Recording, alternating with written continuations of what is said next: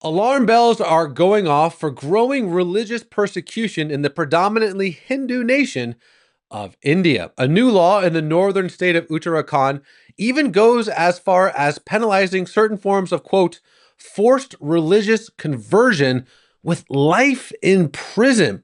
Well, Stephen Schneck, the commissioner of the United States Commission on International Religious Freedom, joins us now. So, Stephen, what can you tell us about this new law? Well, Raj, as you just described, this law in Uttarakhand is designed to prohibit conversion within the state. It's something that we see across India. Currently, more than half of Indian states have anti-conversion laws, but Uttarakhand's new law, which was passed on, I believe, August 13th or so, it takes things in a whole new direction. Life imprisonment is possible for attempted conversions. So it's very concerning, and even more concerning, if I could add, is the vagueness of this law itself. For example, digital means of attempted conversion is also something that's prohibited by this law. So it's very vague. Very concerned about how it might be employed in India. But as I said, this is a larger problem within India itself. So to put it in like an American simple language terms, you could basically be in prison for preaching the gospel. You could definitely be in prison for preaching the gospel. If you take the gospel seriously, that our job is as Christians is to, convert the world. This runs right up against the law in Uttarakhand and similar laws across India. I think for a lot of folks, India has always kind of seemed like this, tolerant-y type place, right? Hinduism, I'm half Indian. Half of my family to this day is Hindu. And, when my family hears about Jesus, they're like, bring him alongside. It's not a threatening thing, at least from my experience, like in Islam, like where there's a hard break, there's all of this, a familial drama with shame and everything. Hinduism, at least from my experience, has been a little bit more, how do I put it this? There hasn't been that kind of backlash from someone in the family finding Jesus. But this seems like there is a march towards religious intolerance in the Hindu community in India. Can you maybe expand upon what's happening, again, with the Hindu community inside India? Right. So there's a movement that we could call Hindu nationalism that's backed by the BJP party, which is the dominant party in the country under the control currently of the Prime Minister Modi.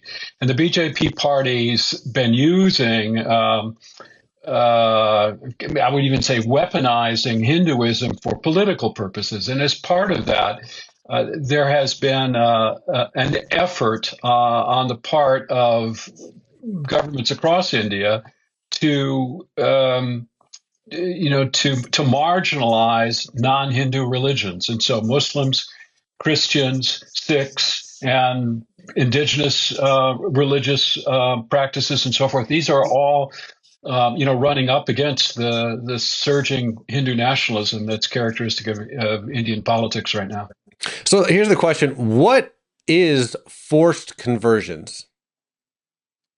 Well, I mean, in our mind, a forced conversion would be something, at the end of a barrel of a gun or something like that.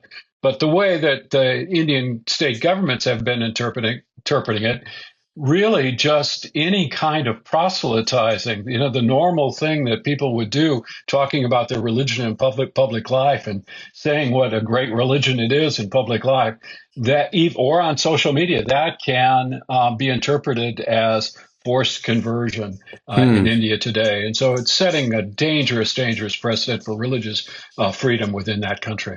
So can you give us maybe an example or two from other parts of India, just so we have a broader context of what's happening in this country with over 1 billion people? Yeah, as I said, more than half, in fact, 12 of India's 28 states have different kinds of anti-conversion laws. And the state Uttar Pradesh, for example, has a law very similar to what we see in Uttarakhand, where life imprisonment, can be imposed on people convicted of forced conversion.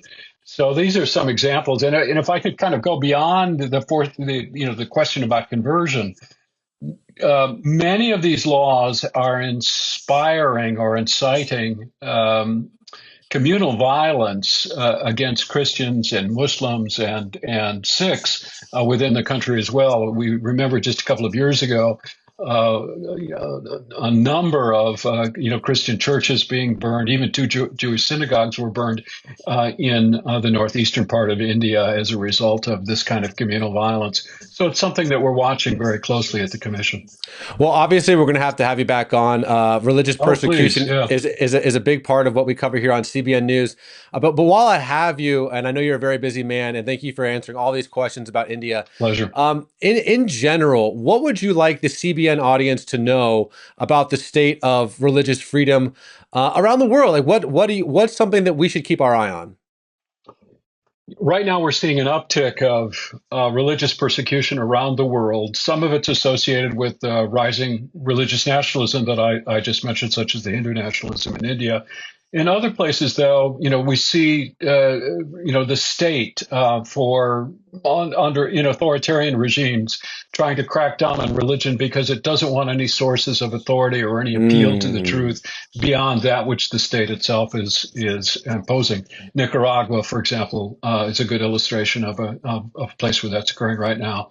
So, I'd encourage all of your listeners to pay really close attention to religious freedom. Religious freedom is the first freedom in our own Constitution. And Article 18 of the United Nations, of the Universal Declaration of Human Rights, guarantees religious freedom to people all over the world. And yet, this freedom is very much in danger right now. Okay, I have to ask you one follow up just because you said something Of about it. course. Obviously, this is about India, but you said Nicaragua. Isn't that a Roman Catholic country? It is predominantly Roman Catholic, although there are large Protestant populations as well.